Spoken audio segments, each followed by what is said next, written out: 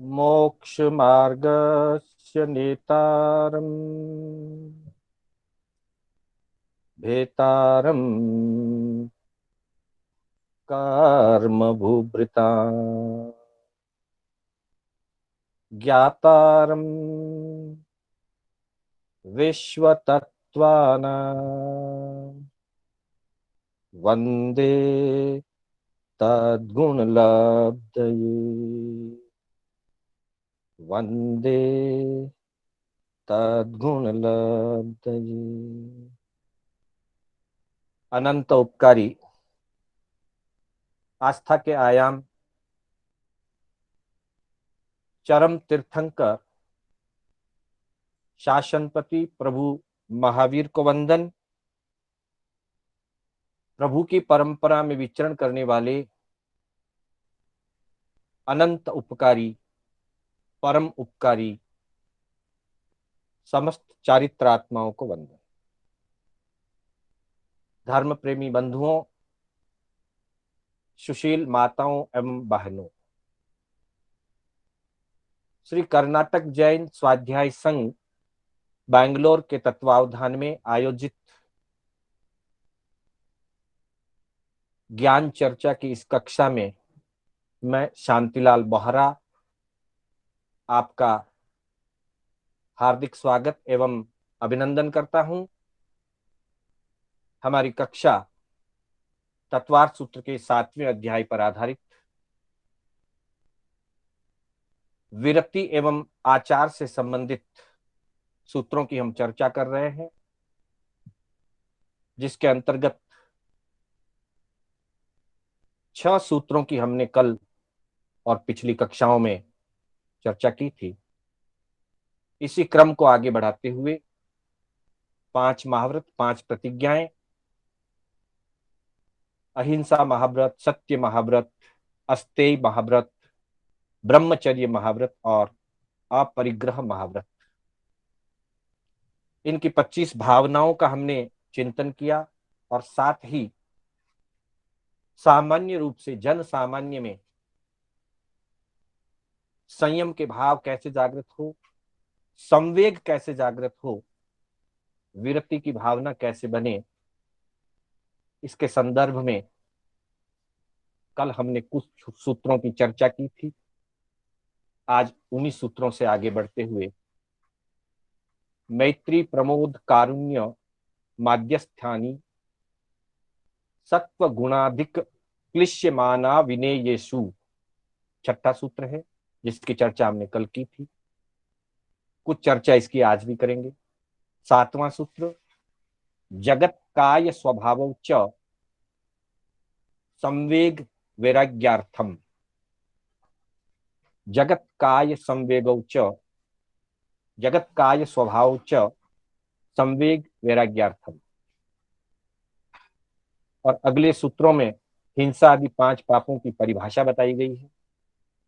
प्रमत योगात प्राण व्यपरोपणम हिंसा, प्रमत योगात प्राण व्यपरोपणम हिंसा, असद अभिधानम मानितम, असद अभिधानम मानितम, हिंसा और मृषावाद की परिभाषा यहाँ दी गई है। हम एक एक सूत्र की चर्चा करते हुए आगे बढ़ेंगे। 6ठे सूत्र में हमने कल चर्चा की थी मैत्री प्रमोद कारुण्य और माध्यस्थ। यह 4 भावनाएं जिनको योग भावना भी कहा जाता है, इन 4 भावनाओं के निमित्त से जीव में वैराग्य की वृद्धि होती है, समस्त जीवों के प्रति मैत्री, गुणवानों के प्रति प्रमोद भाव, पीड़ित जीवों के प्रति करुणा भाव और अविनीत या जड़मती विपरीतमती अज्ञानी जीवों के प्रति माध्यस्थ भावना रखी जाती है, जिससे योगों में मन वचन और काया में, क्योंकि इनको योग भावनाएं कहा गया है, अर्थात इनके सही रूप से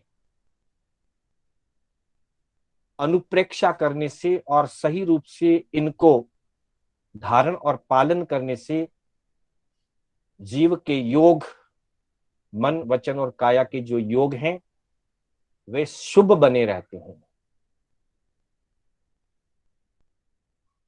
अशुभ योगों में नहीं जाएंगे, प्रवृत्ति अशुभ की तरफ नहीं जा करके इन भावनाओं के चिंतन से प्रवृत्ति शुभ बनी रहती है, योग शुभ बने रहते।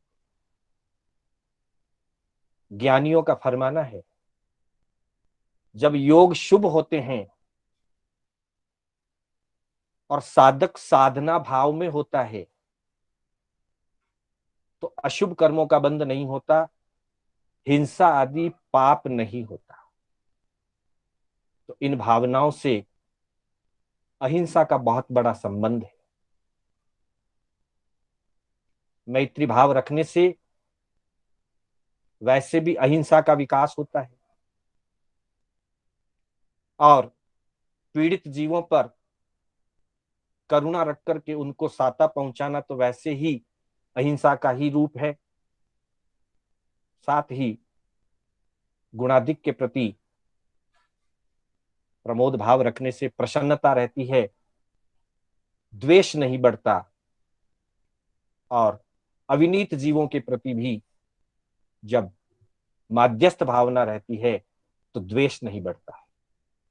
अन्यथा अविनीत के प्रति द्वेष की भावना आ सकती है, रौद्र भाव आ सकता है और गुणाधिकों के प्रति भी अगर प्रमोद भाव नहीं रहा तो ईर्ष्या भावना या द्वेष भावना आ सकती है। तो एक तरफ योगों के अंदर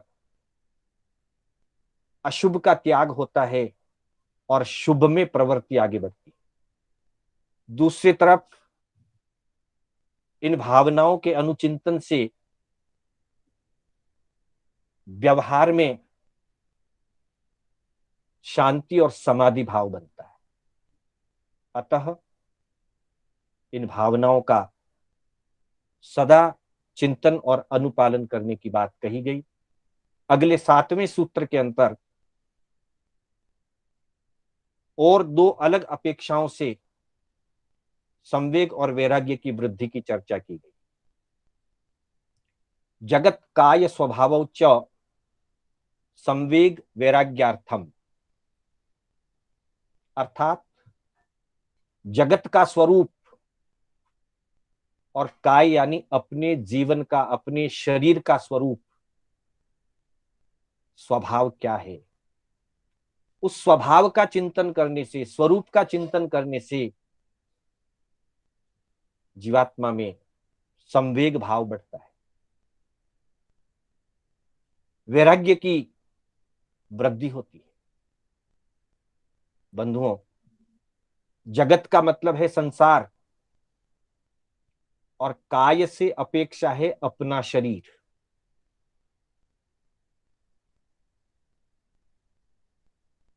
जब व्यक्ति जगत के स्वरूप को जानना चाहता है या जगत के स्वरूप को अपने ज्ञान दृष्टि से देखता है तो कहा जाता है संसार असार है। संसार की असारता का बोध करना जगत स्वभाव का बोध है और जीवन की क्षणभंगुरता का बोध करना यह काय स्वभाव का बोध है। और जब सही दृष्टि से, सम्यक दृष्टिकोण से संसार की असारता का बोध हो जाए और जीवन की, शरीर की क्षणभंगुरता का बोध हो जाए तब निश्चित ही व्यक्ति में संवेग जागृत होगा, मोक्ष की अभिलाषा जागृत होगी और मोक्ष की अभिलाषा जब जागृत होती है तो संवेग का अगला चरण निर्वेद कहा गया है, अर्थात संसार के भोगों से उदासीनता जगेगी, संसार के भोगों से विरक्ति आएगी। निर्वेद का ही दूसरा नाम वैराग्य,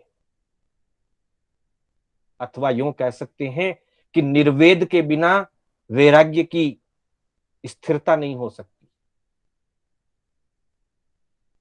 संवेग के बिना निर्वेद नहीं आता है और निर्वेद के बिना वैराग्य स्थिर नहीं ठहरता है, टिकता नहीं है।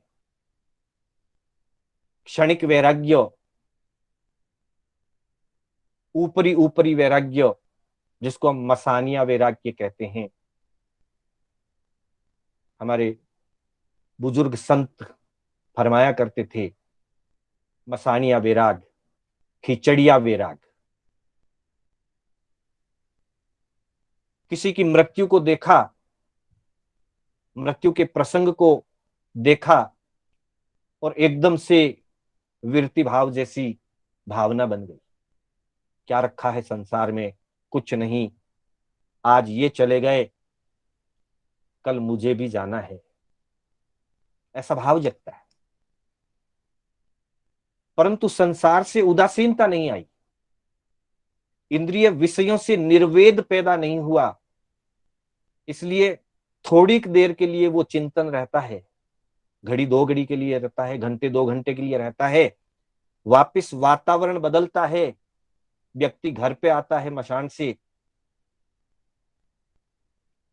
काम धंधे में लगता है, व्यापार में या अपने जॉब में, वापस जब जुड़ता है तो वो मशान का वैराग मशान तक ही छूट जाता है। अर्थात वो वैराग्य अंतर से जगा ही नहीं, क्योंकि उसमें निर्वेद की दृढ़ता नहीं थी, संसार से उदासीनता नहीं जगी थी और इंद्रिय विषयों से विरति भाव नहीं जगा था। वैसा ही एक उदाहरण गुरु भगवंतों से सुना था, खिचड़िया वैराग। कहते हैं किसी 12-15 साल के बालक को वैराग्य हो गया, उसने घर आकर के कहा, मुझे दीक्षा लेनी है, मुझे दीक्षा लेनी है, मुझे और कुछ नहीं चाहिए, मुझे दीक्षा लेनी है। परिवार ने विचार किया, कल तक इसके मन में दीक्षा जैसी कोई बात नहीं थी, आज अचानक ये बात कहां से आई। बंधुओं, संयम लेने वाले को प्रोत्साहित करना चाहिए, उसके वैराग्य को पुष्ट करना चाहिए, कदापि अंतराय नहीं देनी चाहिए, रुकावट नहीं डालनी चाहिए। लेकिन वैराग्य दृढ़ है या नहीं, विरति भाव अंतर से प्रकट हुआ है या नहीं, इस बात की जानकारी अवश्य होनी चाहिए। आगम में उत्तराध्ययन सूत्र में वर्णन है, नमी राज ऋषि को अचानक विरति भाव जागृत हो गया। कल तक जो पीड़ा से तड़प रहे थे, अधीर बने हुए थे, जिनके जीवन में बड़ी चंचलता थी, और अगले दिन वो अभिनिष्क्रमण करके निकल गए। शक्रेंद्र, पहले देवलोक के इंद्र शक्रेंद्र, सौधर्मेंद्र भी कहते हैं उनको, परीक्षा लेने के लिए आते हैं। ब्राह्मण का रूप धारण करके नमिराज जब घर से अभिनिष्क्रमण करके निकलते हैं, दीक्षा लेने के लिए आगे जा रहे हैं, अभी दीक्षा पाठ पढ़ा नहीं है, उस बीच में इंद्र उपस्थित होते हैं, मनुष्य का रूप धारण करके, ब्राह्मण का रूप धारण करके, और कुछ प्रश्न करते हैं, कुछ भय के, कुछ प्रलोभन के, कुछ भोगों के, कुछ आसक्ति के, अलग अलग अपेक्षाओं के प्रश्न वहां पर वो उपस्थित करते हैं और जानना चाहते हैं कि इनका मन कहीं अटका हुआ तो नहीं है, भोगों में, राज्य में, सत्ता में, अधिकार में, आसक्ति में, राज्य के विस्तार में, कहीं भी अगर अटका हुआ है तो इनकी परीक्षा होनी चाहिए। और अलग अलग प्रश्नों को उन्होंने पूछा। नमिराज दृढ़ वैराग्यवान थे, उनकी विरक्ति अंतर्भाव से जागृत हो गई थी, कषाय मंद हो गई थी, संवेग और निर्वेद अर्थात संवेग और वैराग्य दृढ़ हो गया था, और सारे प्रश्नों का आध्यात्मिक युक्ति संगत उत्तर फरमाया। इंद्र को भी विश्वास हो गया और शक्रेंद्र उनकी जय जयकार करने लगा। तो बंधुओं, परीक्षा लेने में कोई ऐतराज नहीं है, परीक्षा अवश्य ली जानी चाहिए। पर खरा वैराग्य किसी का है, सच्चे अर्थों में कोई संयम के मार्ग पर जाना चाहता है, तो अपने राग और मोह के कारण से किसी को रोकना, अटकाना, उलझाना नहीं चाहिए। वो धर्म में अंतराय का कारण बनता है, वीर्यांतराय का कारण बन सकता है। तो वहां परिवार ने देखा कि बालक को कल तक तो कुछ भी संयम की या वैराग्य की दीक्षा की कोई चर्चा, बात, वार्तालाप कुछ नहीं था, आराम से खा पी रहा था, खेल रहा था। आज अचानक दीक्षा का भाव कैसे बना है? परीक्षा तो होनी चाहिए। अगर खरा वैराग्य है तो दीक्षा की अनुमति देंगे, पर पहले इसकी जानकारी लें। बच्चे से थोड़ा पूछताछ की, क्यों दीक्षा लेना चाहते हो? नहीं, मुझे मुनि बनना है, धर्म आराधना करनी है। अच्छी बात। वैराग्य कैसे जागृत हुआ? पूछा, बस हो गया। कैसे हुआ? मैं कल महाराज साहब के साथ गोचरी में गया था। बालक ने जवाब दिया, मैं कल महाराज साहब के साथ शाम को गोचरी में गया और उसके बाद मेरे को दीक्षा लेने की भावना बनी। थोड़ा सा क्लू मिला, थोड़ा सा सूत्र मिला। परिवार ने और जानकारी ली, कहां कहां गए थे, किस किस घर में गोची के लिए गए थे, बता दिया उसने। घर के बाहर खड़े थे या अंदर चले गए? नहीं, अंदर गया था। क्या देखा? अमुक घर में मर साहब को खिचड़ी और घी बहराया था। बस सूत्र पकड़ में आ गया। अगले दिन परिवार ने घर में खिचड़ी बनाई, खूब घी डाल करके बच्चे को जिमाया। फिर पूछा, दीक्षा लेनी है? बोले नहीं, खिचड़ी यहीं मिल गई। कहने का मतलब किसी प्रलोभन से, किसी चाहना से वैराग्य नहीं होता, संवेग से होता है, निर्वेद से वैराग्य होता है। और उसके लिए जगत का स्वरूप और काय का स्वरूप। हमारे आगमों में थावच्चा पुत्र का वर्णन आता है। छोटा सा बालक पड़ोस के घर में मंगल गीत गाए। बच्चे ने मां से पूछा कि मां क्या बात है?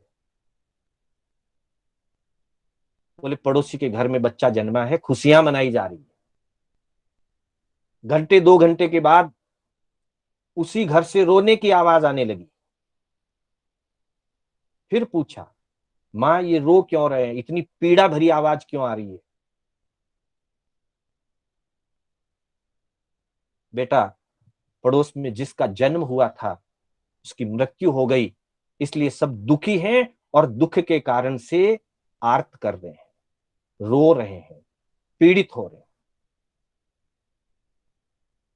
ये है जगत का और काय का स्वभाव। एक पल का भी पता नहीं, इसका मतलब ये है जीवन की क्षणभंगुरता। बालक फिर पूछता है,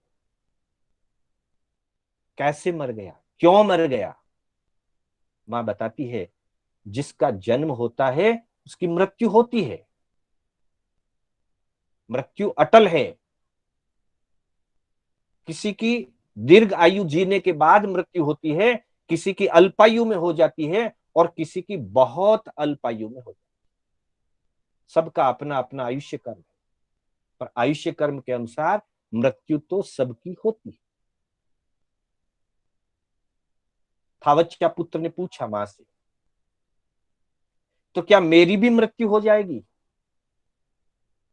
मां ने कहा, ऐसे अशुभ शब्द मुंह से नहीं निकाल, मृत्यु की बात नहीं करना। फिर पूछा, बात करने की बात नहीं है, क्या मेरी भी मृत्यु होगी? मां ने कहा, सबकी होती है, तुम इस चर्चा को छोड़ दो। बच्चा पूर्व जन्मों में संयम पाल करके आया था, सुलभ बोधि जीव था। इतने से एक सूत्र से उस बच्चे को जगत का और जीवन का स्वरूप समझ में आ गया। जगत का और जीवन की क्षणभंगुरता का बोध हो गया और दृढ़ वैराग्यवान बन गया, और आगे चल करके संयम ग्रहण कर लिया। तो बंधुओं, हमें जगत के स्वभाव को जानना है, अपने जीवन के स्वभाव को समझना है। क्या जीवन स्थिर है? नहीं है। जगत भी स्थिर नहीं है, प्रतिपल पर्याय बदलती है। जो अभी मेरा है कल पराया होता है। जो आज मेरे पास अधिकार है वो कल किसी और के पास चले जाते हैं। जो आज मेरी धन संपदा है, संपत्ति है, वो कल नष्ट हो सकती है, क्योंकि जगत का स्वभाव ऐसा ही। और अभी अभी जो जीवित हैं, अगले पल की गारंटी किसी की नहीं। स्वास्थ्य अनुकूल है, आयुष्य लंबा है, जी रहे हैं, पुण्य का संयोग है, लेकिन गारंटी कल तो बहुत दूर है, एक पल की भी गारंटी नहीं। ये काय का स्वरूप है, स्वभाव है। साथ ही यह शरीर, क्योंकि सबसे ज्यादा आसक्ति का माध्यम या आसक्ति का जो केंद्र है वो अपना शरीर है। बाकी की सारी आसक्तियां शरीर से होकर के आगे बढ़ती। जिसको शरीर का मोह छूट जाए उसको बाकी सारे मोह छूट जाते। मोह का, आसक्ति का मूल केंद्र है शरीर। इस शरीर की क्या स्थिति है? ये असुचि से भरा है, असुचि से इसका जन्म हुआ है, रोगों का ये घर है।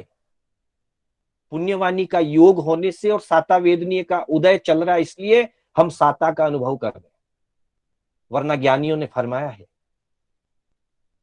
मानव के शरीर में 3.5 करोड़ रोम छिद्र होते हैं, skin halls. 3.5 crore skin halls होते हैं, रोम छिद्र होते हैं। यानी कि पूरा शरीर, पूरी शरीर के ऊपर की चर्म जो है वो छेदों से युक्त है। और एक एक छिद्र में, एक एक रोम में 2.25 बीमारियां होती है। 1.75 एक एक रोम रोम में बीमारियों का स्थान है। जब तक वे बीमारियां शांत है तब तक हम साता का अनुभव करते हैं। जैसे ही वह बीमारी प्रकट हो जाए, असहता का अनुभव होता है। तो बंधुओं, कहा गया है कि लगभग 5 करोड़ रोगों का यह घर है शरीर। ऐसे शरीर के प्रति जो हमारा मोह है, उस मोह से हमें बचना है। अगर हम उस मोह से बचते हैं, तब वैराग्य और संवेग की चर्चा होती है। इस तरह से शरीर के स्वभाव को और जगत के स्वभाव को जान करके जीवन में वैराग्य को प्राप्त किया जा सकता है। आगम के अंदर इन्हीं बातों की चर्चा करते हुए बताया है, मित्तिम भूएहिम कप्पए। जैसे 4 भावनाओं की चर्चा हुई, आगम में अलग अलग अपेक्षाओं से अलग अलग स्थानों पर इन भावनाओं की चर्चाएं हुई है। मित्तिम भूएहिम कप्पए, अर्थात आगम वचन में कहा है स्वेगडांग सूत्र के अंतर्गत प्राणी मात्र के प्रति, भूएहिम यानी प्राणी मात्र के प्रति, जीव मात्र के प्रति मैत्री भाव रखा जाए। फिर कहा गया औपातिक सूत्र के अंतर्गत सुपड़ी आनंदा, गुणवानों को देख करके आनंद मनाना चाहिए, अर्थात प्रमोद भाव लाएं। गुणवानों के प्रति आनंद या प्रमोद भाव होने से हम भी उन गुणों के पात्र बनेंगे। हम जिन गुणों का प्रमोद करेंगे, जिन गुणों का गुणगान करेंगे, उन गुणों को ग्रहण करने के हम पात्र बनेंगे। और यदि हम गुणवानों के प्रति द्वेष या ईर्ष्या रखेंगे, जलेसी की भावना रखेंगे, तो हम उन गुणों से वंचित हो जाएंगे। इसलिए कहा सुपड़ी आनंदा, जहां जहां भी हमें गुणवान नजर आए, गुण नजर आए, गुणियों को देख करके, गुणवानों को देख करके अंतर में आनंद की भावना जगनी चाहिए, प्रमोद की भावना जगनी चाहिए, आनंदित होना चाहिए। आगे कहा साणुकोसिये, साणुकोसयाए, अनुकंपा की भावना। प्रभु महावीर के उपदेश के संदर्भ में औपपातिक सूत्र में प्रभु के उपदेशों का सार है। वहां कहा गया है कि भगवान संसार के सभी जीवों के प्रति अनुकंपा की भावना रखते हैं। केवल ज्ञान प्राप्त होने के बाद आत्मा को करना कुछ शेष नहीं है, पर तीर्थंकर तीर्थ की स्थापना करते हैं, मोक्ष मार्ग का प्रवर्तन करते हैं और मोक्ष मार्ग का कथन करते हैं भव्य जीवों के लिए। वो उनकी अनंत करुणा, अनंत कृपा का भाव है, उनका अनुकंपा का भाव है। उनकी दृष्टि में, वीतराग की दृष्टि में संसार के समस्त जीव पीड़ित जीव हैं। हाँ, हमारी दृष्टि में तो सारे जीव पीड़ित नहीं, क्योंकि हम तो जिस व्यक्ति को धन से, वैभव से, संपत्ति से भरपूर देखते हैं, हमारी दृष्टि में वो सुखी है, और जो पीड़ा और अभाव में जी रहा है, हमारी दृष्टि में वो दुखी है। एक सामान्य व्यवहार है हमारा। लेकिन ज्ञानियों की दृष्टि में संसार में परिभ्रमण करने वाले समस्त जीव दुखी है, एक भी सुखी नहीं है। वीतरागता की दृष्टि में या संत पुरुषों की दृष्टि में सब जीव दुखी है। और तभी तो फरमाते हैं, मैं तो सौ जग छाणियो रे जाय, सुखी न मिलियो एक। संपूर्ण संसार को देख लिया, पर एक भी जीव सुखी नहीं है। किसी को किसी प्रकार का दुख है, किसी को किसी प्रकार का दुख है। तो केवल ज्ञानियों के ज्ञान में संसार के समस्त चराचर जीवों का दुख अनुभव में आता है। वो सबके दुख के ज्ञाता है, इसलिए उनको खेदज्ञ कहा जाता है। खेयन्न ए से कुशले महेशी, प्रभु महावीर की स्तुति करते हुए उच्चीष्णम में खेयन्न ए शब्द दिया। खेदज्ञ, संसार के जीवों के खेद के ज्ञाता है, दुख के ज्ञाता है, और दुख के ज्ञाता होने के कारण उस दुख को दूर करने के लिए, इनका भी दुख दूर हो, इस करुणा भावना से प्रभु उपदेश फरमाते हैं। औपपातिक सूत्र, उववाई सूत्र के अंतर्गत भगवत उपदेश में ये बात कही है। साणुक कोशयाए, भगवान ने अनुकंपा की भावना से उपदेश फरमाया। ये दुखी जीवों के प्रति करुणा भावना है। उसके बाद आगे कहा है, मजत्थो निज्जरा पे ही समाहि मणुपालये। आचारांग सूत्र में बताया, जहां संयमी जीवन की चर्चा हुई है, वहां कहा गया है कि जो निर्जरा का अपेक्षी है, जो निर्जरा चाहता है, अपने कर्मों की निर्जरा करना चाहता है और समाधि भाव में रहना चाहता है, उसे सदा मध्यस्थ भाव में रहना चाहिए। आगम वचन, मज्जत्थो निज्जरा पे ही समाहि मणुपालये। इस प्रकार से इन चार भावनाओं की चर्चा अलग अलग स्थानों में, अलग अलग प्रसंगों में, स्वेगडांग सूत्र में मैत्री भावना की, औपपातिक सूत्र में प्रमोद भावना और करुणा भावना की, आचारांग सूत्र में माध्यस्थ भावना की चर्चा की।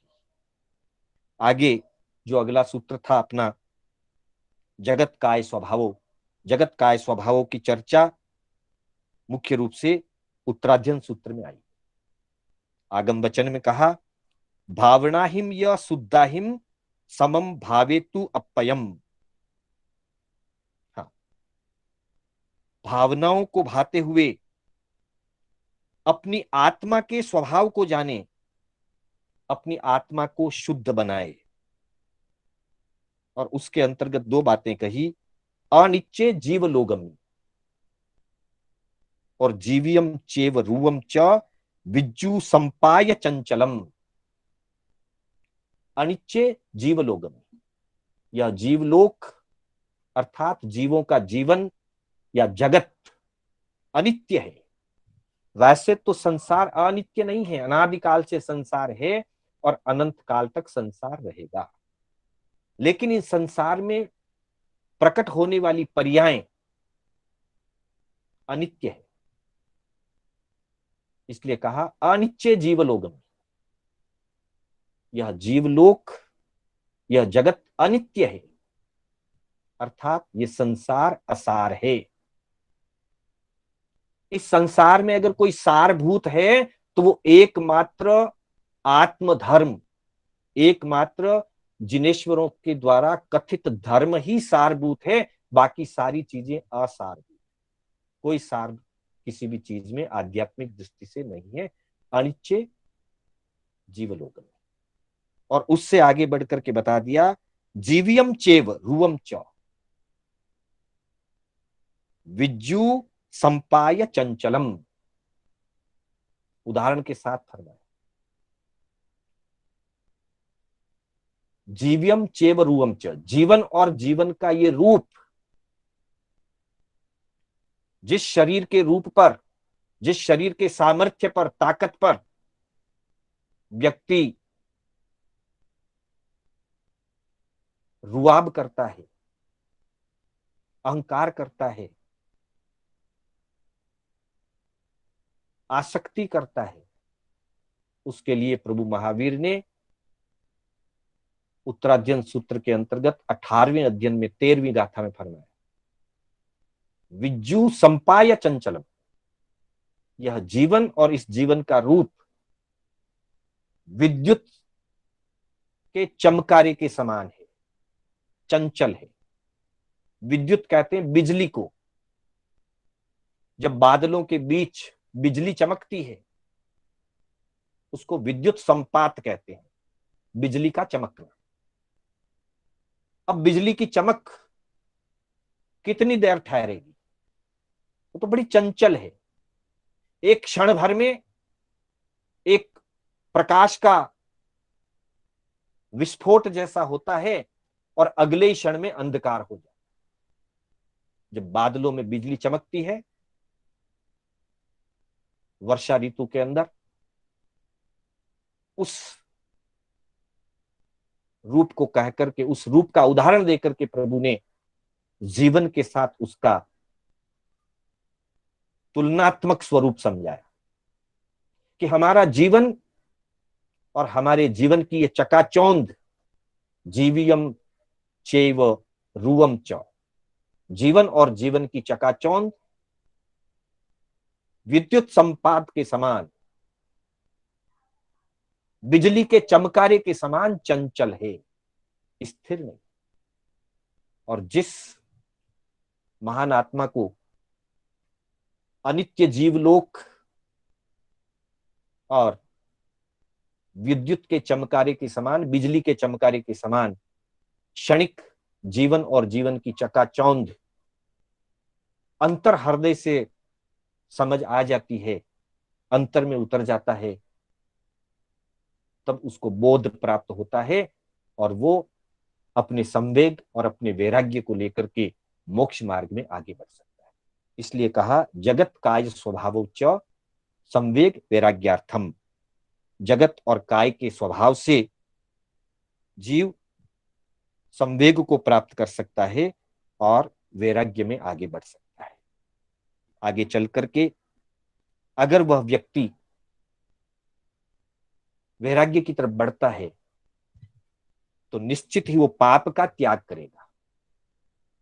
प्रमुख पाप 5 कहे गए हैं, पहले ही सूत्र से उनकी चर्चा हुई। प्राणातिपात, मृषावाद, अदत्तादान, मैथुन और परिग्रह।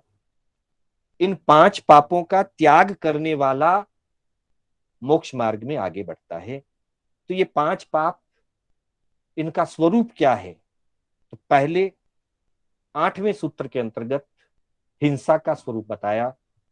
प्रमत योगात प्राण व्यपरोपणम हिंसा, अर्थात जहां योग प्रमाद के साथ, योगों की प्रवृत्ति प्रमाद के साथ हो रही है और उसके निमित्त से जहां किसी भी जीव के बल प्राणों का घात हो रहा है, वहां हिंसा हो। कदाचित द्रव्य प्राणों का घात न भी हुआ हो, परंतु अगर हमारे योगों में प्रमाद है, हमारी प्रवृत्तियां प्रमाद पूर्ण है, बल प्राणों का घात न होते हुए भी हिंसा का पाप लगता है। क्योंकि वहां कोई जीव ना रहा हो, इसलिए किसी जीव की विराधना ना हुई हो, पर हमने तो प्रवृत्ति प्रमाद पूर्वक की, अयतना की प्रवृत्ति की, और अयतना की प्रवृत्ति से हिंसा होती है। अयतना का परिणाम या राग द्वेष का परिणाम ही भाव हिंसा है। और जहां प्रमाद होता है वहां व्यवहार में अयतना होती है और अंतर में राग द्वेष होता है। राग द्वेष के बिना प्रमाद होगा ही नहीं, और प्रमाद नहीं होगा तो अयतना भी नहीं होगा। इसलिए मूलतः राग द्वेष, अर्थात हमारे कषायपूर्ण परिणाम ही हिंसा है। उन परिणामों के कारण प्रमत्तता बढ़ती है, प्रमाद बढ़ता है, और तब योगों की प्रवृत्ति भी इस प्रकार होती है कि प्राय वहां पर किसी न किसी जीवों की, छेकाई जीवों की विराधना हो जाती है। इसलिए कहा प्रमत योगात प्राण व्यपरोपणम हिंसा। आगम में भगवती सूत्र के अंतर्गत हिंसा का स्वरूप आरंभ की दृष्टि से, आरंभ का मतलब ही 6 काय जीवों की विराधना या हिंसा है, इसको सामने रख करके परीक्षा की गई कि भगवान संसार के अंदर जो जीव हैं या जो जीव हैं, जीव आत्मारंभी होता है या परारंभी होता है या तदुभयारंभी होता है या अनारंभी होता है। गौतम स्वामी ने प्रभु के समक्ष हिंसा को लेकर के, 6 काय के आरंभ को लेकर के परीक्षा रखी कि भगवान जीव आरंभी होता है या अनारंभी होता है, और अगर आरंभी होता है तो वो आत्मारंभी होता है या परारंभी होता है या तदुभयारंभी होता है। प्रभु ने फरमाया, गोयमा अत्थे गैया जीवा आयारंभावी परारंभावी तदुभयारंभावी नो अनारंभा। फिर फरमाया, अत्थे गैया जीवा नो आयारंभा नो परारंभा नो तदुभयारंभा अनारंभा। अर्थात इस जगत में जो जीव हैं उसमें से अत्थे गैया, कई जीव, कुछ जीव या कई जीव, अनेक जीव आत्मारंभी भी होते हैं, परारंभी भी होते हैं और तदुभयारंभी भी होते हैं। और जो आत्मारंभी, परारंभी या तदुभयारंभी होते हैं वो अनारंभी नहीं होते। अर्थात कई जीव स्वयं अपने द्वारा अपनी प्रवृत्तियों से 6 काय का आरंभ करते हैं, वो आत्मारंभी कहलाते। कुछ जीव खुद आरंभ नहीं करते लेकिन दूसरों से आरंभ करवाते हैं, दूसरों के द्वारा 6 काय के जीवों की विराधना का कार्य आदेश देकर के करवाते हैं, वे परारंभी कहलाते हैं, पर के द्वारा आरंभ करवाने वाले। आयारंभी या आत्मारंभी स्वयं अपने द्वारा आरंभ करने वाले, और कुछ जीव तदुभयारंभी भी होते हैं। कहीं कहीं किन्हीं किन्हीं प्रसंगों में स्वयं अपने द्वारा 6 काय जीवों की विराधना करते हैं और कहीं खुद नहीं करते हैं, दूसरों से करवाते हैं। अथवा कुछ विराधना खुद कर रहे हैं और उसी समय कुछ विराधना दूसरों से आदेश देकर के भी करवा रहे हैं। ऐसे जीव तदुभयारंभी कहलाते। एक जीव किसी समय आत्मारंभी होता है, किसी समय परारंभी हो सकता है और किसी समय तदुभयारंभी भी हो सकता है। अर्थात स्वयं प्रमाद का कार्य करे, दूसरों से प्रमाद का कार्य करवाए, अथवा स्वयं भी करे और दूसरों से भी करवाए। ऐसी अवस्थाओं में नो अनारंभी, नो अनारंभा, वो अनारंभी नहीं होता है, आरंभ युक्त होता है, हिंसावान होता है, अहिंसक नहीं होता। लेकिन कई जीव ऐसे भी हैं, नो आयारंभा, आत्मारंभ नहीं करते, स्वयं अपनी ओर से 6 काय जीवों की विराधना नहीं करते हैं। नो परारंभा, दूसरों को आदेश देकर के भी 6 काय का आरंभ नहीं करवाते हैं। नो तदुभयारंभा, खुद भी नहीं करते, दूसरों से भी नहीं करवाते हैं। ऐसे जीव अनारंभा होते हैं, आरंभ से मुक्त होते हैं, अर्थात 6 काय जीवों से मुक्त होते हैं, अनारंभी होते हैं। ऐसे जीव संयमी होते हैं। जो संयमी होते हैं और संयमी होने के साथ साथ जो अप्रमत्त होते हैं वे अनारंभी होते हैं। जो प्रमत्त होते हैं उनमें भी कुछ आरंभी होते हैं, कुछ अनारंभी होते हैं। आगे बताया, अत्थे गैया जीवा, नो आरंभा नो परारंभा नो तदुभयारंभा अनारंभा। तत्क्षणम जेऊ पमत्त संजया। अब जो संयति है उसकी अपेक्षा से बात बताई प्रमत्त संयति। जो प्रमादी हैं, संयमी तो बन गए पर संयमी होने के बाद भी अगर प्रमाद है, ते असुहम योगम, उनका योग अशुभ योग होता है। प्रमत्त दशा में जब प्रवृत्ति होती है तो प्राय योग अशुभ योग होते हैं। हमेशा जरूरी नहीं, शुभ योग भी होते हैं। जहां हल्का प्रमाद होता है, बहुत हल्का प्रमाद होता है, तो शुभ योग भी होता है। लेकिन जहां भारी प्रमाद होता है वहां योग अशुभ होता है। तो अगर योग अशुभ है और प्रमाद भी है, तब आयारंभा आत्मारंभ भी होता है, परारंभा जीव परारंभी भी होता है, तदुभयारंभा जीव उभय आरंभी होता है। नो अनारंभ, वो उस समय अनारंभी नहीं होता। अर्थात दो बातें सामने आती है, पहली बात प्रमाद और दूसरी बात अशुभ योग।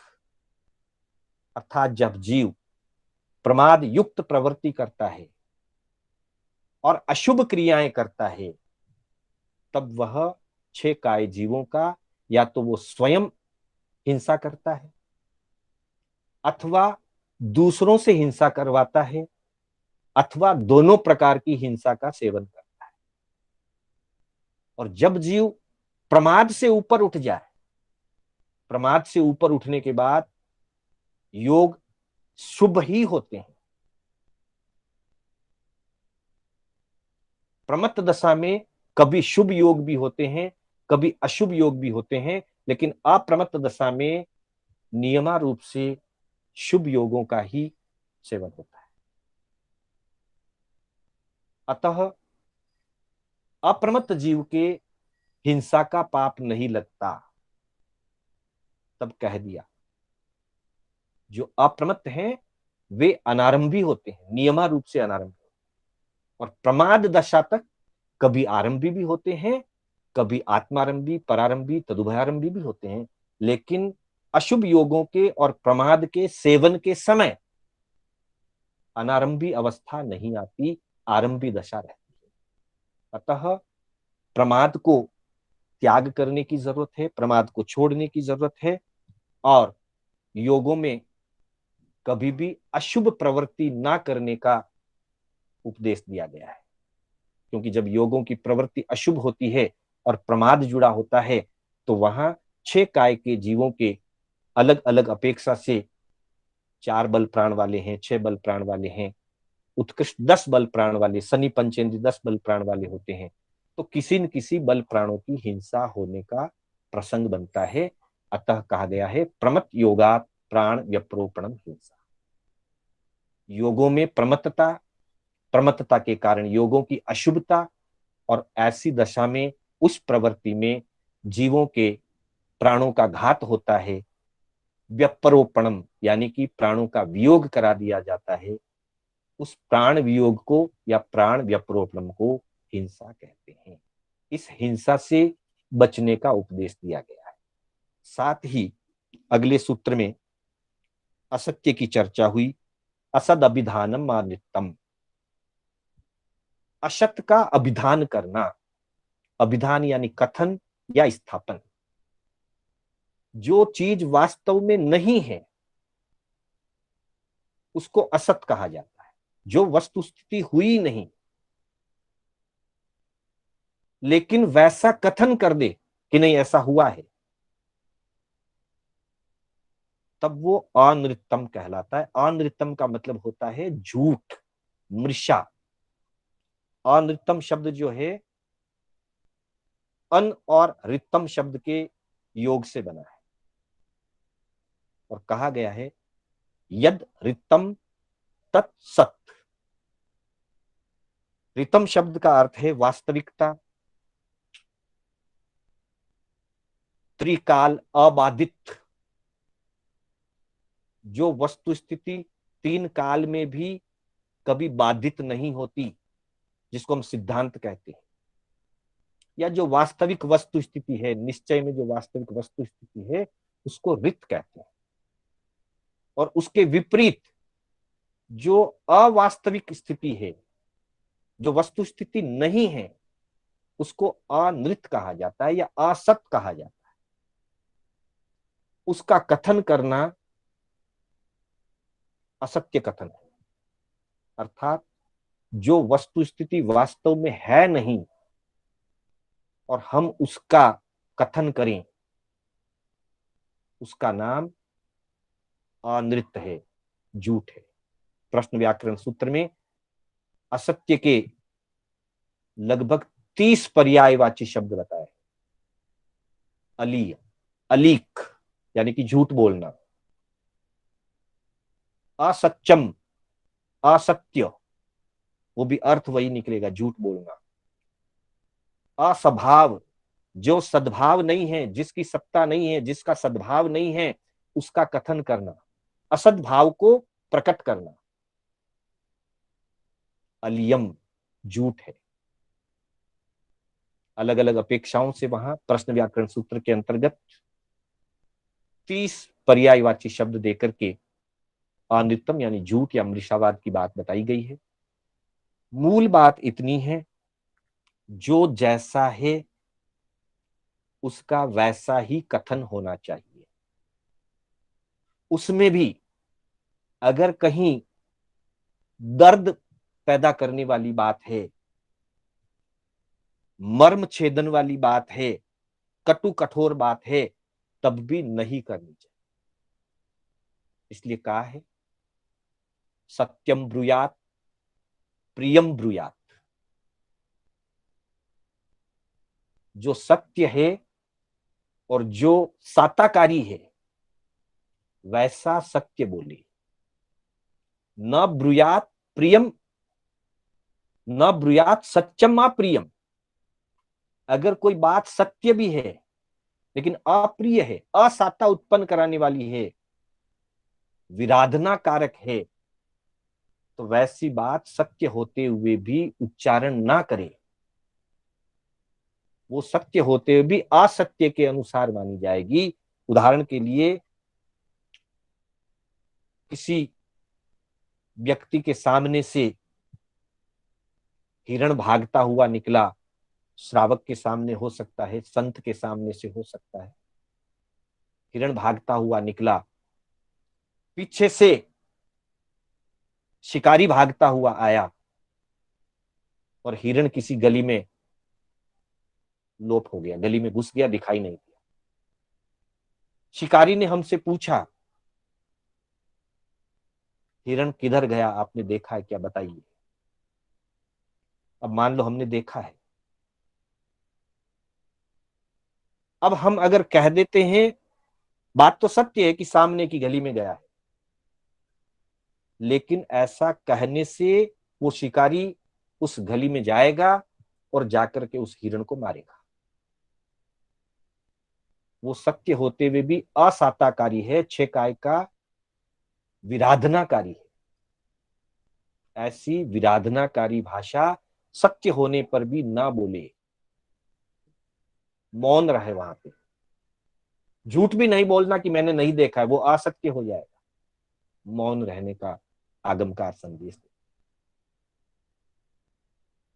कभी कभी मुनियों के जीवन में ऐसी स्थितियां बन जाती है, मुनि मौन रह करके अपने प्राणों का न्योछावर कर देते हैं, लेकिन ऐसे सत्य का प्रकटीकरण नहीं करते। मेतारज मुनि का प्रसंग आता है, प्रसंग लंबा नहीं करेंगे, सिर्फ हिंट करने के लिए। मुनि किसी के यहाँ गोचरी के लिए गए थे, सुनार का घर था, सोने के कुछ दाने बना करके रखे हुए थे। एक मुर्गा वहां से निकला और उस मुर्गे ने उन दानों को अनाज समझ करके खा गया। मुनि के ध्यान में आया, मुनि की दृष्टि में ये दिखाई दिया, सुनार को पता नहीं चला।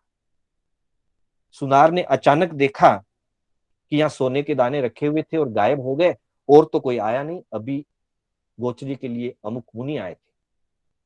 वो 2 4 10 कदम आगे बढ़े होंगे और वो वापिस सुनार उन मुनि को बुला करके लाता है, दरवाजा बंद करके पूछता है, कि यहाँ सोने के दाने पड़े थे, कहाँ गए? आपने लिए, और कोई आया ही नहीं, मेरे सोने के दाने दे दीजिए। मुनि ने तो लिए नहीं, पर मुनि ने देखा था कि मुर्गा खा गया। अब बात तो सत्य है, परंतु मुनि फरमाते नहीं। मुनि जानते अगर मैं कह दूंगा तो इसको विश्वास नहीं होगा, ये खड़े के खड़े मुर्गे को मार डालेगा, उसका पेट चीर करके देखेगा कि उसके पेट में दाने हैं या नहीं।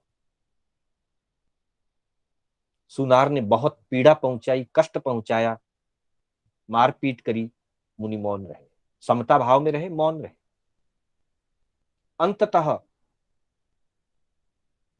चमड़ा गीला करके सिर पर बांध दिया, कस करके बांध दिया और धूप में खड़ा कर दिया।